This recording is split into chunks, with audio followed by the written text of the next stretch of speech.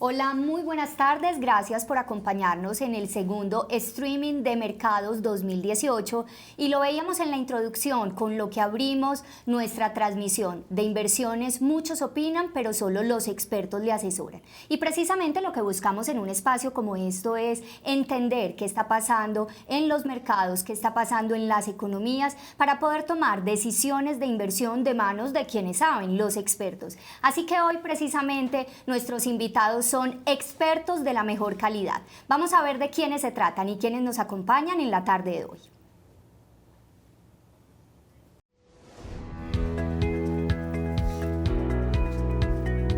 Alexis Milo. Alexis Milo estudió la licenciatura en Economía en el Instituto Tecnológico Autónomo de México, ITAM, donde se graduó con mención honorífica. Posteriormente, obtuvo una maestría en Economía y un doctorado en la misma disciplina por la Universidad de Yale.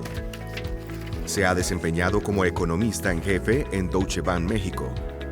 En el sector público, ha sido coordinador de asesores del presidente de la República, director de Deuda Pública y Política Fiscal en la Secretaría de Hacienda y Crédito Público, investigador en el Banco de México y comisionado de la Comisión Federal de Telecomunicaciones, COFETEL, posición para la cual fue designado por el presidente de la República en junio de 2011.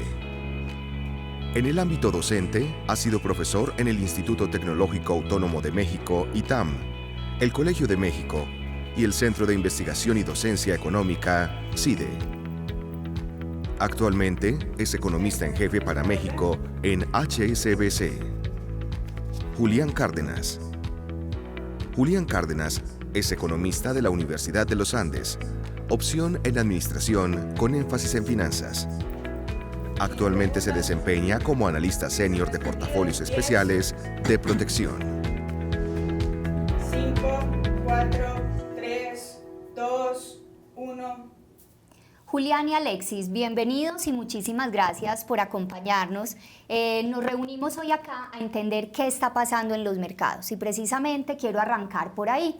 Digamos que hemos visto un año 2018 bastante retador, con mucha incertidumbre, donde nos dicen los fundamentales de la economía está bien, pero aún así no vemos eso en el desempeño de esos retornos que estamos esperando. Y alrededor de eso y de esa incertidumbre que posiblemente puedan tener algunos de nuestros ahorradores e inversionistas, pero también de las oportunidades que vamos a empezar a ver en este segundo semestre que comienza, es que queremos centrar nuestra conversación. Así que bienvenidos. La invitación a quienes están conectados, y antes de darles la palabra a ustedes, es a que todo el tiempo nos estén contando ellos también cómo ven los mercados. Ustedes como expertos, ellos allá un poco más desde la perspectiva de inversionistas. Entonces vamos a tener una dinámica. En menti.com, usando el código 4998 hemos planteado 3 preguntas. Algunos ya han venido respondiéndolas,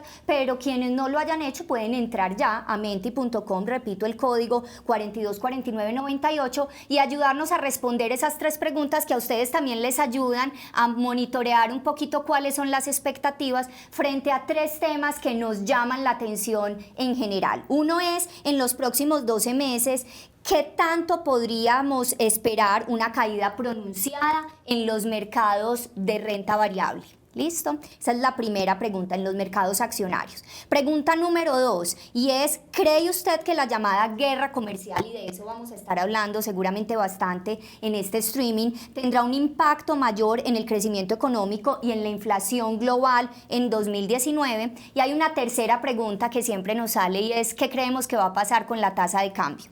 Tenemos una primera opción y es, va a cerrar el 2018 menor a los 2.700 pesos, va a cerrar entre 2.700 y 2.900 o superior a los 2.900.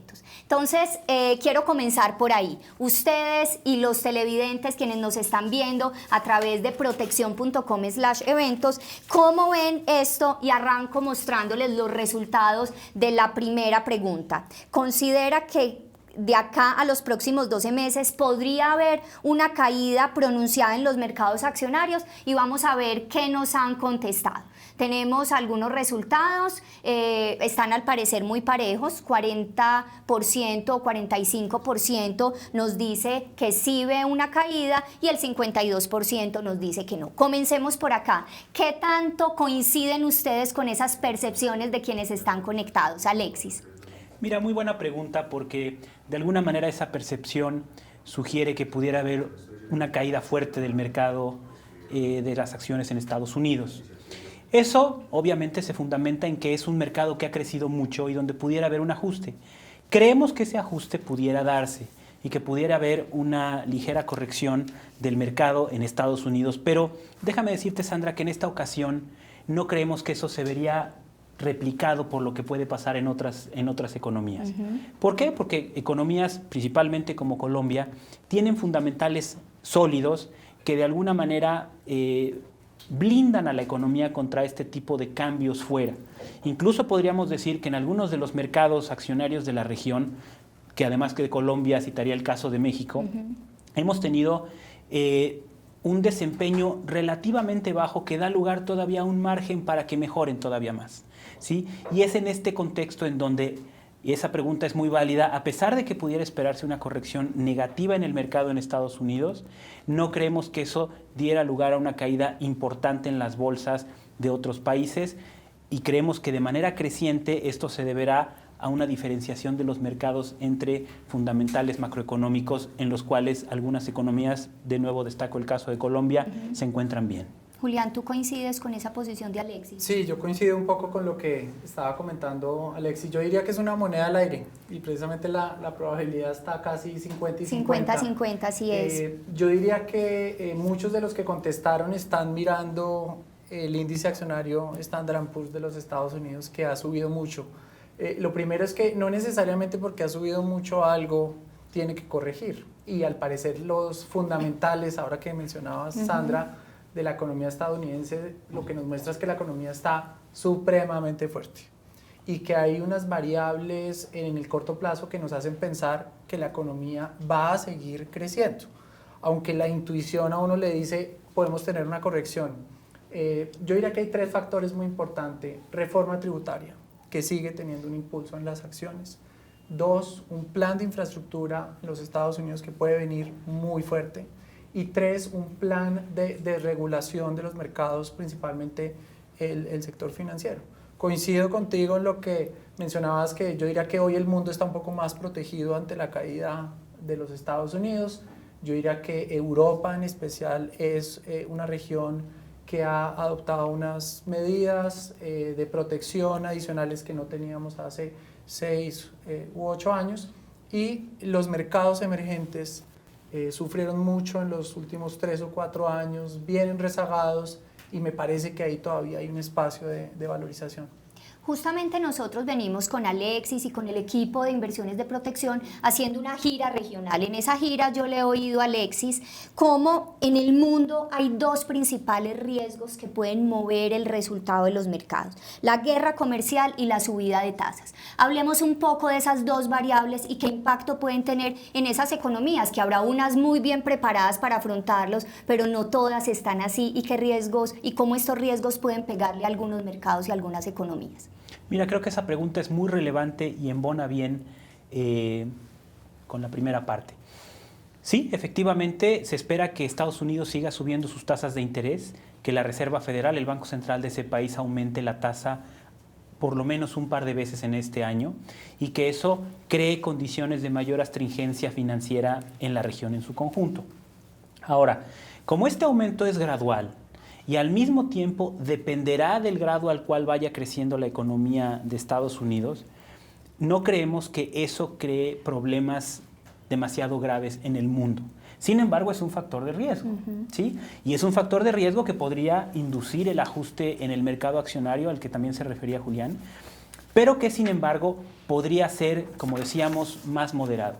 Habrá que ver. Pero lo que sí vemos es que como en la región ya hubo un aumento de las tasas de interés, es probable que el ajuste que tengamos que ver hacia adelante sea muy moderado. En este sentido, por ejemplo, solo se anticipa una subida de medio punto porcentual por parte del Banco de la República en Colombia, que es más bien una normalización de las condiciones monetarias en este país, más que una posición monetaria restrictiva. En ese sentido, de nuevo, vemos a la economía colombiana bien posicionada para afrontar esto. El otro riesgo que mencionabas es el de las guerras comerciales. Lo que hemos visto hasta ahora son montos más o menos razonables, los cuales están sujetos a nuevas tarifas y nuevos aranceles. Obviamente esto es preocupante, pero en la medida en que pudiera escalar. Hasta ahora creemos que esa guerra puede seguir, es un poco lo que los mercados están descontando, pero aquí también habría que ver, que es el mismo mensaje del principio, habría que diferenciar entre economías con distinto grado de exposición a esta guerra comercial. Una manera muy obvia de verlo es cuál es la proporción de las exportaciones totales de cada país que van a China y o Estados Unidos, que serían en todo caso los polos de esta guerra comercial. En una economía como la colombiana, tan solo el 40% de las exportaciones totales van a China y a Estados Unidos.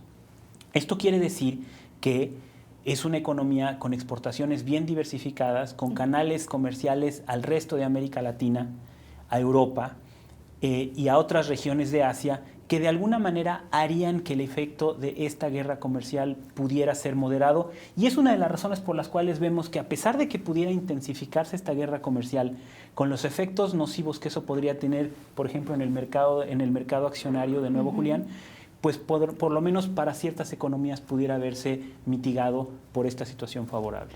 Tenemos varias personas conectadas desde diferentes partes y nos empiezan a llegar sus preguntas, así que vamos a irnos de pronto saliendo un poco del guión para darle paso a quienes están conectados.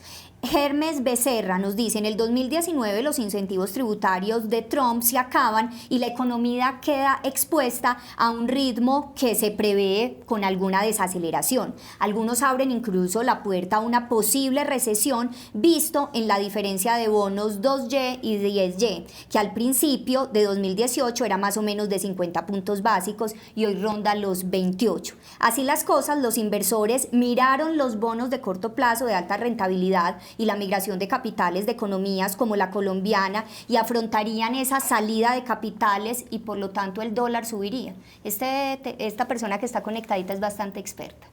Pues sí, se ve. Podemos desagregar esta pregunta en varias partes. Sí, es una pregunta muy compleja. Yo lo que diría es, en la parte del impulso fiscal, que creo que es quizá la mayor pregunta que todos tenemos y en lo que se sustenta en buena medida el crecimiento esperado de la economía de Estados Unidos, se espera que este impulso fiscal probablemente no tenga tanta fortaleza o empuje tanto a la economía de Estados Unidos, pero sí permita un mayor crecimiento de la economía en los próximos años.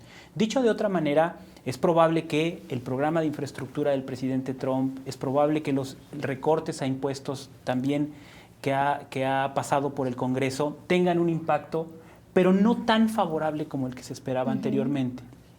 Por eso es que nosotros esperamos que la economía americana siga creciendo, que el mercado accionario tenga probablemente una corrección porque las expectativas fueron demasiado favorables en un inicio.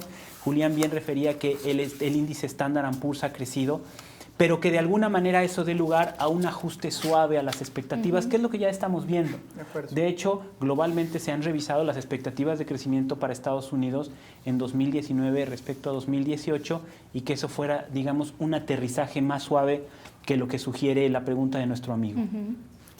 Julián. Pues yo agregaría que actualmente estamos viviendo un ciclo económico un poco extraño en Estados Unidos porque se ha alargado poco más de lo que la gente esperaba. Es el segundo ciclo más largo de la historia de los Estados Unidos, pero ha sido un ciclo que en promedio ha sido más bien mediocre.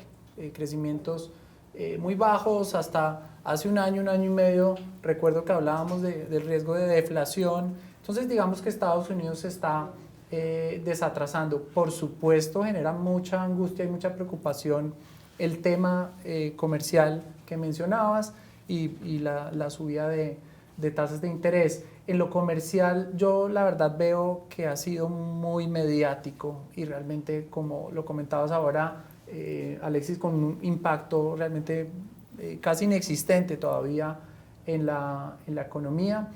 pero hay que monitorearlo porque pareciera que el presidente Trump no va a ceder en el corto plazo, sobre todo al bloque de China, porque digamos en el tema de la guerra comercial yo diría que hay 3 frentes de batalla. 1, NAFTA, 2, Europa, y de pronto 3 sería China. Los 2 primeros, como hemos visto, sí han tenido amenazas, pero a la vuelta de un par de días resultan en algún tipo de acuerdo o tregua comercial, mientras que con China la temperatura no ha bajado. Entonces eso está teniendo implicaciones en el otro factor que mencionabas, que era el de tasas de interés, donde el dólar en el corto plazo pareciera que va a seguir siendo muy fuerte, lo cual puede tener un efecto boomerang, si lo queremos llamar así, de la economía de los Estados Unidos más adelante, porque precisamente el presidente Trump no le favorece pues un dólar muy fuerte. Con este escenario que ustedes nos plantean, estimamos un cierre de crecimiento de la economía mundial de aproximadamente ¿cuánto? ¿2,5, 3? Esperamos que la economía mundial crezca 3% este año y que el año que viene se desacelere ligeramente a un crecimiento de alrededor de 2.8%. Pero sin embargo hay que destacar que mucho es por una expectativa de ligeramente menor crecimiento en Estados Unidos y un crecimiento todavía menor en Europa. Esto es uno de los temas que preocupan, que el crecimiento mundial está empezando a diverger y por eso es que el impacto de las guerras comerciales podría ser mayor incluso en las economías desarrolladas que en las economías emergentes. Perfecto. Justamente tocaste el tema al que seguía y es, metámonos a los mercados emergentes, hablemos un poco de eso y esa afectación de los emergentes versus la crisis turca que ha ocupado por estos días todos los titulares de medios y que tiene bastante inquietos a las personas que nos siguen, a nuestros clientes y en general al público en general. Mira, Sandra, qué bueno que sacas el tema de la crisis turca porque existe la percepción de que algo que sucede en un país tan lejano como Turquía, por canales o por motivos que a veces son difíciles de entender, nos vienen a afectar en nuestra región y a nuestras economías y creemos que este contagio de alguna manera puede tener pues, un origen misterioso. La verdad es que el mercado, los inversionistas globales cada vez diferencian más entre una economía y otra y este contagio se limita. Turquía, si bien tuvo algunos problemas macroeconómicos, algunos de ellos más bien coyunturales, es una economía que tuvo un excesivo endeudamiento del sector privado corporativo en moneda extranjera. Es un gobierno que, a diferencia de lo que estamos viendo, por ejemplo, aquí mismo en Colombia, no hizo los ajustes fiscales necesarios que permitieran mantener finanzas públicas sanas, un panorama fiscal saludable, y que entonces hoy, precisamente por una crisis detonada por otras cuestiones coyunturales, está viviendo o está pagando esa factura. En ese sentido, los inversionistas cada vez más y más han ido diferenciando entre lo que es un país u otro, países en vías de desarrollo, y por eso nosotros esperaríamos que esa crisis, que si bien se traduce en una especie de contagio inmediato, conforme pasan los días y conforme pasan las semanas, esta diferenciación que hacen los inversionistas fuera resultando en un impacto mucho menor en nuestras economías. Obviamente en el corto plazo se ve en la volatilidad diaria, es probable que esa continúe, pero no esperaríamos un impacto sostenido o todavía mayor de la crisis turca, por lo menos en nuestro hemisferio. Julián. Yo agregaría que esta situación de la crisis turca también nos ha mostrado un abuso por parte del presidente Trump de utilizar el tema de los aranceles para solucionar cualquier problema. Y esto me parece que en el largo plazo pues claramente no es saludable, entendiendo pues las dificultades de la economía turca, que hace más o menos 2 años, 3 años resaltábamos la recuperación y las buenas cifras de Turquía. Hoy está en una situación complicada que me parece que en el corto plazo no debería tener un impacto tan grande en otras economías emergentes y mucho menos en Colombia. Y una muestra de eso es la gráfica que les podemos mostrar en este momento en la presentación, donde la línea naranja es el Credit Default Swap, son estos títulos ante la posibilidad de una cesación de pagos de un país, mientras que la línea blanca, si se dan cuenta, es el CDS de las economías emergentes. Y claramente aquí vemos una diferenciación de alguna forma de lo que pasa en el conjunto grueso de emergentes versus la situación en Colombia. Entonces, si bien es una situación compleja que toca, por ejemplo, al sistema financiero europeo, pienso que realmente tiene un impacto menor en Colombia, ante lo que pienso que la devaluación en el mercado local del peso colombiano puede que esté siendo un poco excesiva en el corto plazo. Para que Colombia, dentro de estas economías emergentes, logre superar los riesgos, tiene que suavizar el tema de la regla fiscal y adicionalmente adaptarse, o tiene que ser favorable el tema del precio del petróleo. ¿Cómo afrontar esas particularidades de Colombia dentro de este mercado al que pertenece, de los mercados emergentes? Mira, Sandra, qué bueno que lo mencionas, porque justamente lo que puede diferenciar a economías como Colombia de lo que está pasando en otros lugares como Turquía es justamente políticas económicas responsables, como seguir la regla fiscal. De alguna manera, el comportamiento positivo que hemos tenido para el tipo de cambio, para el peso colombiano, se debe a la expectativa reforzada, digamos, en los últimos días, de que el nuevo gobierno va a seguir adelante con esa regla fiscal y que va a llevar a cabo el ajuste que le va a permitir empezar a reducir la deuda como porcentaje del PIB, del ingreso nacional, ¿no? Evidentemente esto es buena noticia desde los mercados. Claro, representa un esfuerzo fiscal importante. El hecho de que el gasto público en Colombia pase de crecer a niveles cercanos al 4% a menos del 1% el año que viene, conforme a lo que marcaría la regla fiscal. Bueno, eso es un esfuerzo fiscal importante que hace la economía colombiana en su conjunto, pero que gracias a eso podríamos ver expansiones del consumo privado y de la inversión privada que compensan esta restricción fiscal, y que por lo tanto, conforme a nuestras proyecciones, nos está dando crecimientos para la economía colombiana mayores el próximo año que este año. Es decir, a pesar del esfuerzo fiscal, podemos tener un mayor crecimiento, y creemos que ese es el tipo de prescripciones que hacia adelante van a dar un mayor crecimiento potencial a la economía de Colombia. Vamos a hacer una pausa, ya en el siguiente bloque profundizaremos un poco más en Colombia. La invitación es a que entren a menti.com y usando el código 424998 todavía nos ayuden a responder 2 de las preguntas que estaremos revisando acá para evaluar un poco de las tendencias de percepción de quienes están conectados. Hacemos una pausa y ya regresamos. Eres único. Por eso en Protección, creemos que tu plan de ahorro también debe serlo. Te presentamos Protección Smart, una plataforma robótica de inversiones que a través de analítica e inteligencia artificial te lleva a alcanzar tus metas de ahorro. Inversión, pensión, estudio o vivienda, sin necesidad de que seas un experto. Es muy fácil. De acuerdo con tu capacidad de ahorro, tus metas y el tiempo estimado para cumplirlas, Protección Smart diseña un plan a tu medida y se encarga de monitorear diariamente tu cuenta para ajustar automáticamente tu estrategia cuando sea necesario, de tal forma que puedas alcanzar tus metas de una manera eficiente. Además, tendrás disponible mes a mes diferentes reportes que te mostrarán el comportamiento de tu plan de ahorro en el tiempo. Ingresa a Protección Smart desde protección.com o desde la zona transaccional con tu clave personal.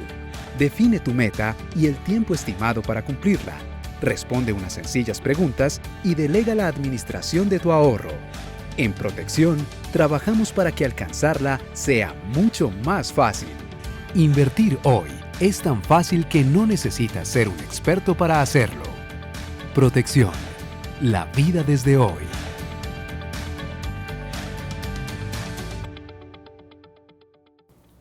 Protección Smart, una de las nuevas herramientas que estamos justamente presentando durante este mes en Protección para acompañar los modelos de asesoría de nuestros clientes y ayudarles a tomar esas mejores decisiones. Y Julián, quiero arrancar por ahí, no quiero dejar pasar el video que acabamos de ver para hablar un poco de Protección Smart y cómo uno junta la robótica, la inteligencia artificial y las pone al servicio de esas decisiones de diversificación que debe tomar cuando es un inversionista sin tener todo el conocimiento que tienen los expertos en inversiones. Sandra, en Protección siempre estamos innovando, estamos buscando herramientas permanentemente para complementar ese ahorro y esos sueños de inversión. Y esta es una herramienta que nos ayuda desde otro punto de vista a complementar ese ahorro. Yo invito a todos nuestros clientes a que piensen en su ahorro en 3 grandes bloques. Un bloque que puede ser todos los portafolios balanceados y todas las estrategias que les ofrecemos, donde hay un equipo grande de inversiones que lee permanentemente, se reúne con analistas como Alexis y toma decisiones sobre esos portafolios. Otro bloque podría ser las sugerencias y las recomendaciones que recibe de sus asesores.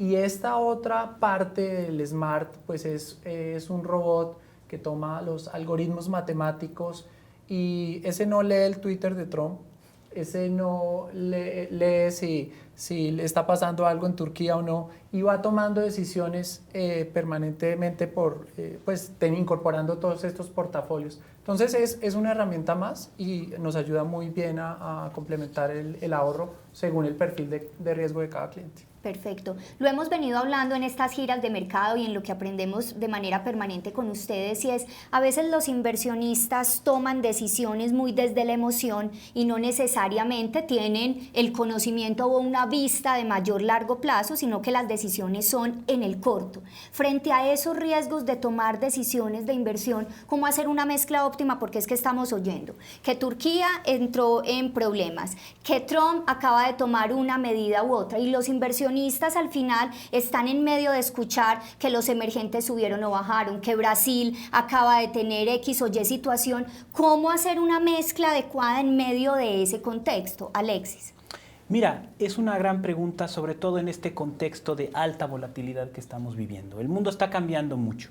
En un periodo relativamente corto tuvimos la elección de Estados Unidos, algunas cuestiones también que amenazan el orden comercial mundial, obviamente riesgos geopolíticos, cosas que no imaginábamos como la salida del Reino Unido de la Unión Europea.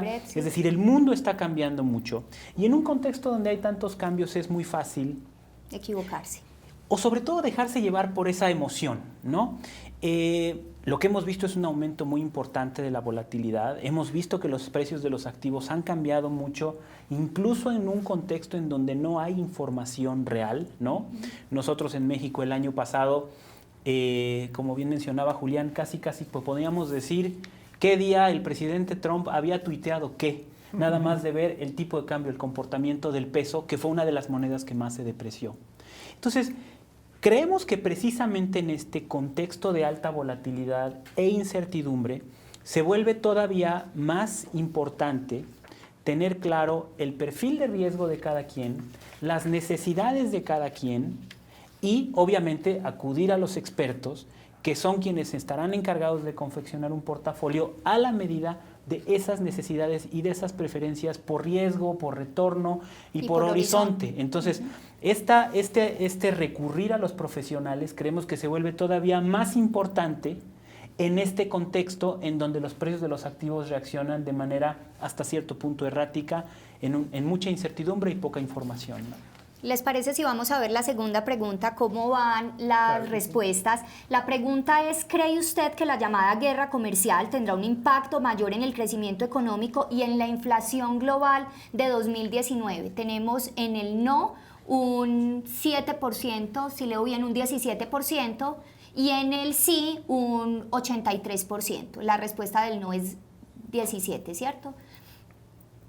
¿Cómo vemos a las personas que están conectadas? ¿Coinciden ustedes con ellos, con ese mayor porcentaje en el sí, o se van más por el no, según sus conocimientos de expertos? Mira, yo creo que hay que entender y matizar la pregunta. Obviamente una guerra comercial de escala mayor tendría un impacto muy negativo que creo que incluso es difícil de imaginar. Nosotros lo que estamos anticipando es que haya un impacto negativo, creo que en eso estaríamos con la mayoría, pero que ese impacto negativo dentro de todo se mantuviera moderado. ¿Por qué? Por dos razones. Uno, porque no vemos que las guerras comerciales vayan a escalar. Creemos que hasta ahorita han sido un posicionamiento político por el lado de Estados Unidos y por el lado de China, pero que no necesariamente van a llegar a afectar, porque además los principales afectados serían las empresas y los consumidores de esos países, ¿no? Entonces es una primera razón. Ahorita es muy pronto para decir que va a escalar o que va a escalar al nivel de que sea un efecto global nocivo. Y la segunda razón, como decía hace un momento, es porque también en este tipo de crisis se abren nuevas oportunidades, ¿no? Hace un momento les mencionaba que Colombia solamente exporta el 40% de su total a Estados Unidos y China. Es decir, es una economía que podría verse favorecida de que, contrario a la guerra comercial, pudiera haber incluso mejoría en las condiciones comerciales de otros países con quien comercia, ¿no? En ese sentido, mi país, México, podría estar en una situación más precaria porque el 90% de nuestras exportaciones van tan solo a Estados Unidos y una parte muy pequeña a China. Sin embargo, estamos a la expectativa de un resultado favorable del Tratado de Libre Comercio, uno de los factores que Julián mencionaba en la región, y que por lo tanto este impacto pudiera no ser tan grande. Entonces, la suma de que la guerra comercial no escale y que al mismo tiempo hay economías bien posicionadas para que esto no les afecte tanto, nosotros no lo vemos como un freno importante al crecimiento, pero evidentemente bueno no es, y algún impacto negativo deberá tener, ¿no? Julián. De acuerdo, yo coincido en que, y agregaría de pronto que, pues sin duda este tema de las guerras comerciales preocupan en el mediano y largo plazo en términos de pronto una expectativa de menor crecimiento, y si eso se combina con algo de mayores precios en general para los consumidores, que finalmente son los que se podrían ver afectados, pues sin duda sería desfavorable, pero yo coincido con Alexis en que primero estamos partiendo aún de unos niveles históricos de inflación muy bajos, y que por ahora el impacto realmente es muy variado. Estamos viendo cómo el euro tiende a desplomarse mucho más, incluso algunos analistas hablan de volver a verlo por allá en el 1.05, que curiosamente le ayudaría a Europa a recuperarse más de pronto en el 2019. Entonces realmente en el corto plazo no estamos viendo eso como la mayor preocupación. Para dar una idea, Sandra, y nada Sí. más para dar contexto, porque es una pregunta recurrente. El universo de exportaciones de Estados Unidos a China, que está sujeto a estos del intercambio comercial entre Estados Unidos y China, es solamente el 2% del total, ¿sí? Por ejemplo, Estados Unidos puso algunas tarifas para las importaciones provenientes de México que solamente afectan al 1% de las exportaciones totales. Es decir, ese es el orden de magnitud en el que estamos hablando ahora, y esperaríamos que esto no escalara. Es un poco a lo que me refiero, pero creo que esto nos da una mejor idea de por lo menos dónde estamos parados el día de hoy. Justamente en el día de hoy también estamos parados en un dólar que ha tenido bastante dinámica frente a las principales monedas del mundo. El dólar sigue siendo la moneda que marca, ¿y por qué se está dando esa tendencia de fortalecimiento del dólar? Mira, es por dos cosas, porque se espera que la economía de Estados Unidos crezca más, y de la mano de eso, porque se espera que la Reserva Federal suba las tasas de interés, ¿sí? Sin embargo, nosotros creemos que en algún momento estas expectativas de crecimiento se van a seguir revisando a la baja, como ya empezó a suceder, ¿sí?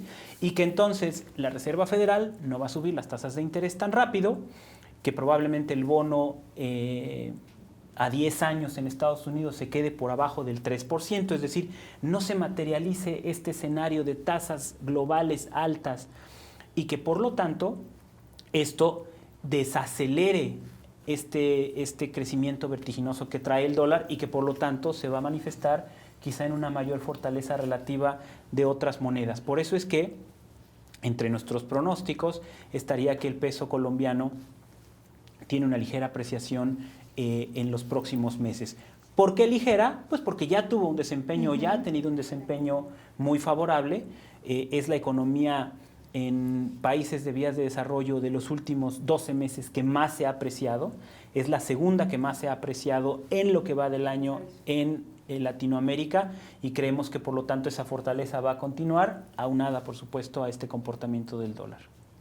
Yo agregaría y me apoyaría en la gráfica que tenemos en la presentación para hablar de 3 puntos principalmente. Uno, sin duda, la expectativa de incrementos en las tasas de interés, que recuerden, la Reserva Federal, después de haber estado casi 6 años en un nivel históricamente bajo, justo en el 2015 empezó a subir las tasas de interés, y si se dan cuenta en la gráfica, más o menos en el 2015 fue que el dólar, que es un índice frente a las monedas más fuertes del mundo, empezó a subir. Entonces, un factor muy importante, tasas de interés. El segundo factor, pues por supuesto, la economía viene recuperándose. Y yo diría que el tercer factor es el Twitter del presidente Trump. ¿Y por qué digo esto? Si se dan cuenta, esa gráfica tocó un máximo por allá en el 2016. No sé si recuerdan qué pasó en el 2016, pero llegó el presidente Trump.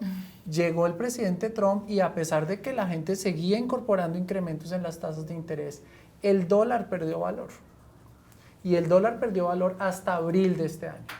Entonces, en abril de este año, que yo lo incorporaría como otro ingrediente a esta fórmula, las economías europeas, las economías en Asia empezaron a mostrar debilidad.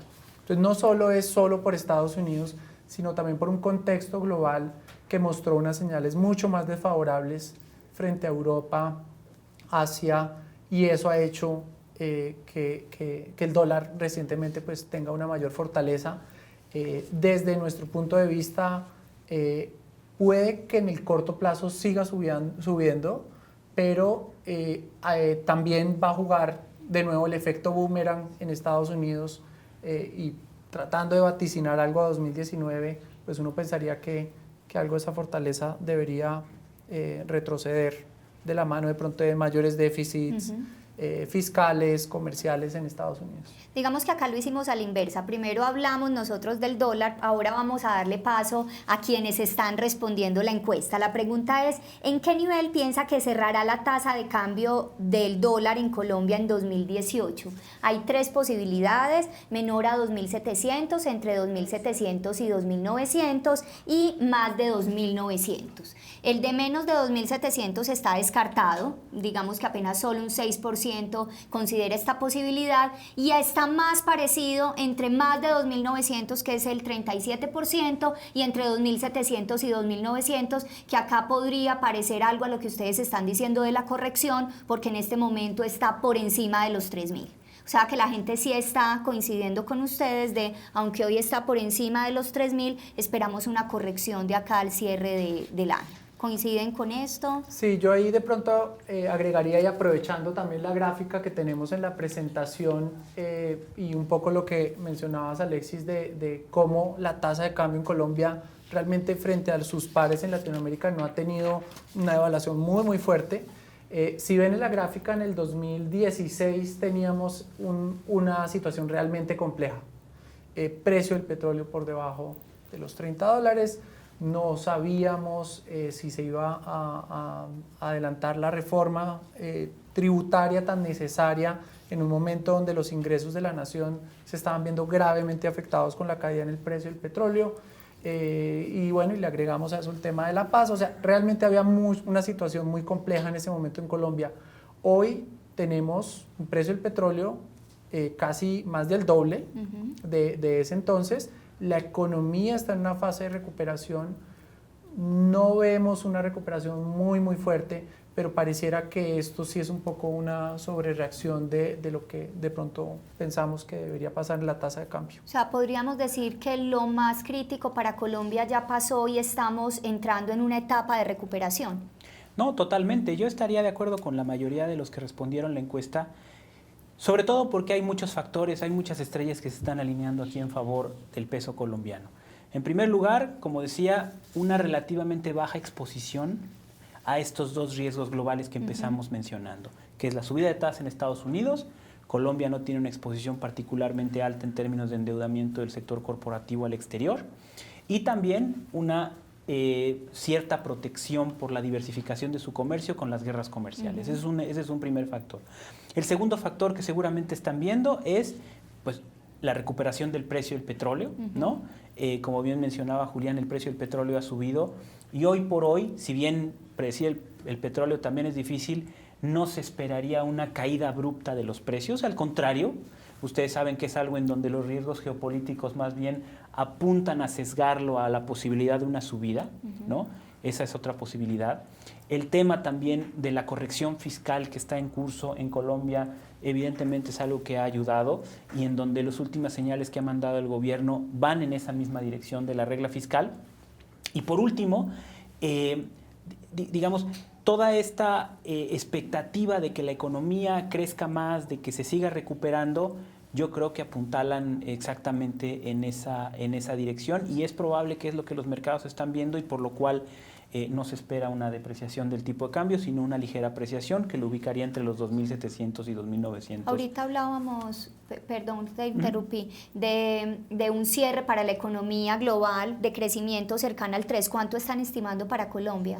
Esperamos que la economía crezca este año 2.5%, que además ayer conocimos el PIB de Colombia del segundo trimestre que vino ligeramente por arriba de las expectativas, es decir, sería un crecimiento ligeramente mayor a este 2.8% que estamos, de este 2.5% que estamos viendo, y esperamos 3% para el próximo año, que de alguna manera sugiere que y son las tendencias que vemos, el consumo privado sigue creciendo, la inversión sigue creciendo, la actividad industrial, ayer vimos un buen dato de la producción manufacturera, siguen creciendo y que por lo tanto la economía alcanza un 3% el año que viene. Julián, cerramos contigo. Sí, yo veo que las condiciones de Colombia sin duda vienen mejorando, pero pareciera que la recuperación viene un poco más lenta de lo que realmente quisiéramos. En la gráfica vemos precisamente ese comportamiento, como en el 2008-2009, de la mano de precios del petróleo muy alto, la recuperación casi que fue en V, una recuperación muy rápida, y lo que estamos viendo hoy en la gráfica, en la línea naranja, si se dan cuenta, es una recuperación muy lenta. Los bolsillos de los consumidores en Colombia están muy golpeados con la reforma tributaria. Hoy que estamos precisamente en los días de pago de impuestos, estamos viendo que la gente está pues muy golpeada con esta situación. Uno de los sectores que no despegan todavía es la construcción, viene en desaceleración, eso tiene un efecto psicológico también en las familias. Entonces, somos optimistas, yo coincido en que vamos a tener un crecimiento seguramente entre el 2,5 y el 3%. Algunos analistas hablan de un poco más, me parece que no hay que tener mucho optimismo en este momento y eso pues tiene una señal importante, por ejemplo, para el mercado accionario. Con esta respuesta de Julián y de Alexis hablando de economía colombiana, cerramos este segundo bloque, los invitamos a una pausa y ya regresamos. Si es una de las casi 300,000 personas que ha descargado la app Protección, actualícela y si aún no la tiene, descárguela. Hoy, con la app Protección podrá consultar el saldo de sus productos, generar certificados, realizar retiros y solicitar clave personal. Descárguela ya en App Store y Google Play. Regresamos a este tercer bloque de nuestro streaming de mercados. Esta es la segunda versión que hacemos en 2018 y nos gusta hacerlo empezando el segundo semestre para alcanzar a tomar decisiones interesantes de inversión que ayuden a que estos inversionistas y ahorradores empiecen a ver unas mejorías en esos portafolios y sigan muy disciplinados en esa estrategia de ahorro y de inversión. Tenemos a más de 500 personas conectadas, no solo en Colombia, también tenemos personas en Canadá, en México, en Estados Unidos y en España. A todos ustedes los saludamos y estamos felices de poder estar transmitiéndoles de las manos de estos dos expertos pues nuestro conocimiento y la visión de los mercados y de la economía. Increíble el interés que despiertan estos temas, ¿cierto? No tanto como el fútbol, que acabamos de pasar el mundial absolutamente taquillero, pero realmente sí es bastante interesante lo que genera. Y arranquemos por ahí. ¿Qué perspectivas vemos para el cierre del año en esas decisiones de inversión? Porque digamos que al principio del año, sobre todo en Colombia, hubo como una pausa esperando qué pasaba con elecciones, cómo se resolvían algunos temas. Ahora con unas definiciones ya políticas que se tomaron, ¿qué se espera para el cierre del año y qué invitación le podemos decir a esos inversionistas que aún están esperando para tomar sus decisiones y o liquidar algunas posiciones o permanecer en ellas? Julián. Bueno, yo diría que un mensaje claro que queríamos darles acá es que la economía global está creciendo y está creciendo más de lo que veíamos hace un año. Los resultados trimestrales de las compañías han sido satisfactorios, no solo en los Estados Unidos, sino en Europa y en otras regiones. Yo creo que a estas alturas del partido, después de haber tenido un inicio muy dramático al ritmo del Twitter del presidente Trump, ya lo estamos entendiendo un poco más. Y si aterrizamos y decantamos esos mensajes, pues lo que nos damos cuenta es que hay valor en muchos activos. Entonces yo les diría que no hay que perder la calma. No ha sido un año fácil, pero pareciera que sí hay señales de recuperación. Y Alexis, ¿coincides con esto? Creo que sí, digo, cada mercado, cada país es distinto, pero me parece que, por lo menos en la región, muchas de las fuentes de incertidumbre con las que empezamos el año, de alguna manera se han ido resolviendo bien, ¿no? Y empezando del norte al sur, en México vemos el Tratado de Libre Comercio más o menos en curso, quizá no este mes, no este año, pero terminemos con un mejor Tratado de Libre Comercio que el que tenemos actualmente. Hay un tono constructivo. También la parte de las elecciones, la transición política en México se resolvió de manera satisfactoria, sin sobresaltos, rápido y con un mensaje constructivo de las nuevas autoridades. En Colombia algo parecido, mucha de la incertidumbre asociada a la elección parece que quedó atrás, ¿no? Con un mensaje que está siendo bien tomado por los mercados del nuevo gobierno. También de alguna manera se anticipa precios del petróleo mayores, se anticipa que algunos de los problemas que han mantenido quizá la construcción rezagada probablemente se disipen y que tengan un mayor grado de crecimiento en el futuro. Cuando vemos economías como Brasil, pues bueno, Brasil todavía está, mucha de esa incertidumbre se resolverá cuando pase la elección de ese país, que es en octubre, pero bueno, es una elección que va a ser competida, pero se espera que haya una buena resolución y las perspectivas de Brasil son positivas, obviamente con volatilidad. Argentina ahí va, Argentina tiene un problema fuerte de inflación con el que obviamente está tratando. Hemos visto aumentos en la tasa en Argentina, pero que de alguna manera si logran controlar la inflación conforme el Fondo Monetario Internacional ha pedido, pues probablemente toda esta gran reforma macroeconómica que Argentina emprendió se mantenga en curso.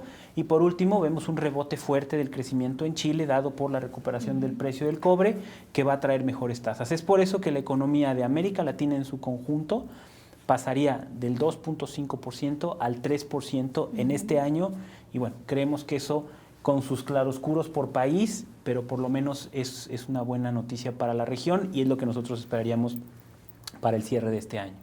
No sé si sea una pregunta muy de desconocimiento, pero cuando uno ve la situación como se resolvieron las elecciones en Colombia y en México, ve caminos absolutamente distintos. Ve un gobierno de izquierda versus un gobierno más de derecha en Colombia, y aún así los mercados respondieron bien ante esas dos elecciones. ¿Por qué se da esto? Porque el mercado no dice yo soy más de izquierda o más de derecha, sino que siendo situaciones tan distintas, la respuesta en ambos casos fue positiva para los mercados. Así es, Sandra. En Colombia gana la derecha y se aprecia el tipo de cambio. En México gana la izquierda y se aprecia también.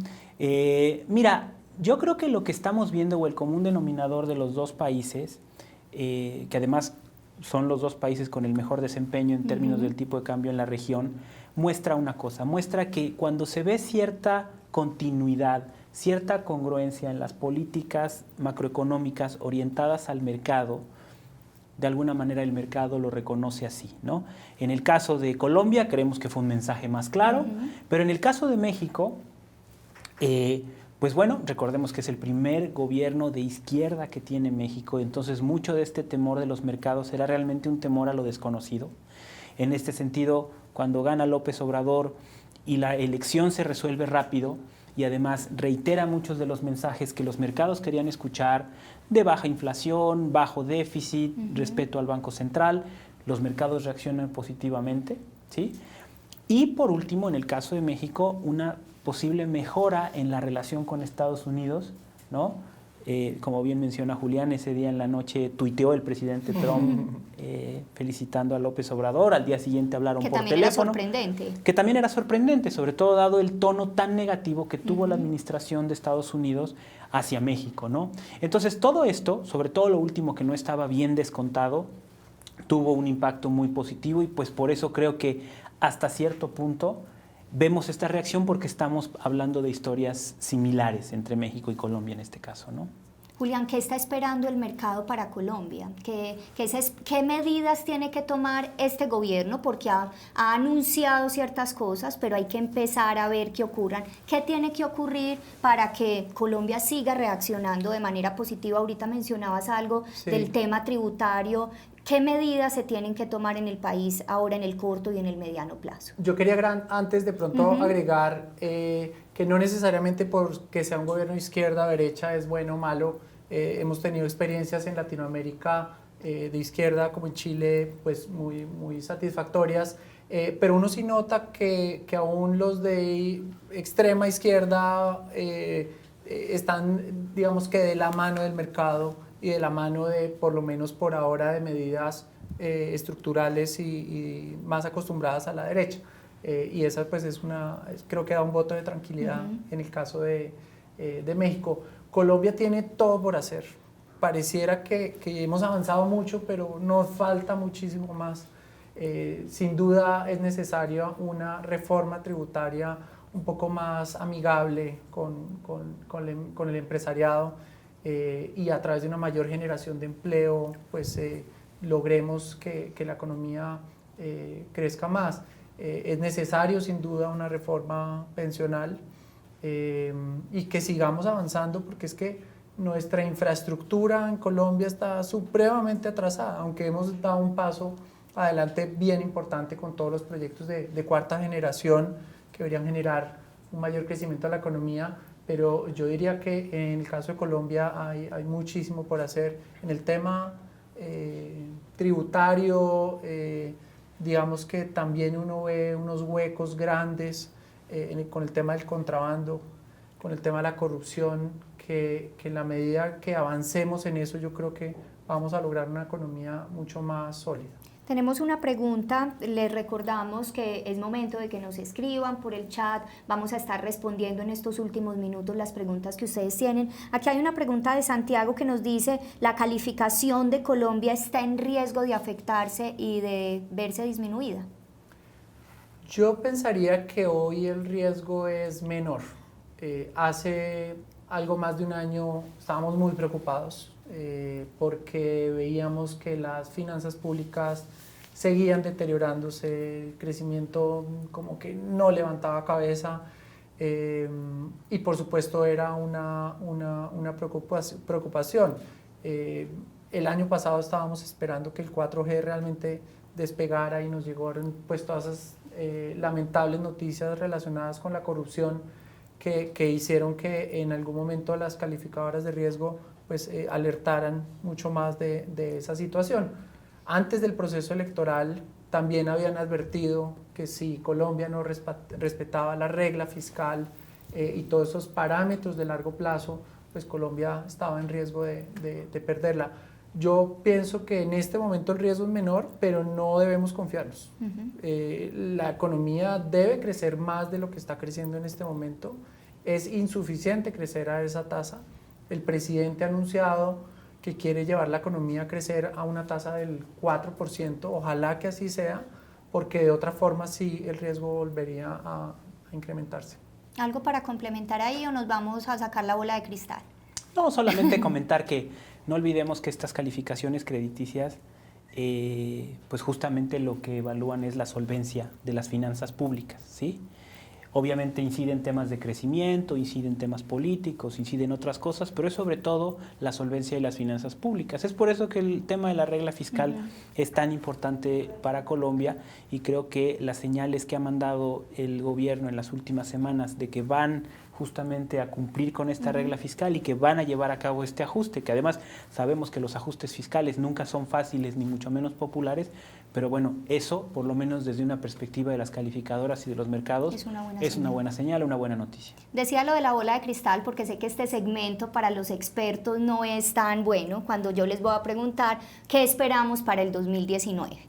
Hemos venido revisando qué ha pasado en el año, en qué contexto estamos, qué se espera para el 2019 en estas economías y qué recomendación le damos a estas personas que están acá conectadas y que no están tomando decisiones de inversión de muy corto plazo, sino con una perspectiva un poco más amplia. Bueno, yo diría que en el tema de las economías emergentes y ahora que hablabas de las economías latinoamericanas, yo creo que tienen una gran ventaja porque nosotros veníamos de unos años con unas inflaciones muy altas, con un crecimiento realmente muy pobre, y lo que estamos viendo es que para la mayoría de las economías en Latinoamérica la inflación está más o menos controlada, las tasas de interés están favoreciendo un mayor crecimiento. Yo creo que la región en general deberíamos tener un buen desempeño y de pronto un desatraso de lo que mencionabas ahora de la renta variable. Un interrogante, y ahí vemos la bola de cristal un poco empañada, sin duda es lo que pasa en Estados Unidos a futuro, el tema de Europa, donde pareciera que están en muy buen momento. El caso de los Estados Unidos va a crecer más, pero la gente no deja de pensar esto en algún momento se va a desacelerar, y eso puede hacer que los inversionistas de pronto reaccionen de una manera anticipada. Yo creo que en medio de la turbulencia, como lo decía Alexis, sin duda hay oportunidades. En medio del río revuelto hay cosas que brillan, pero para que las estrellas brillen se necesita el sol.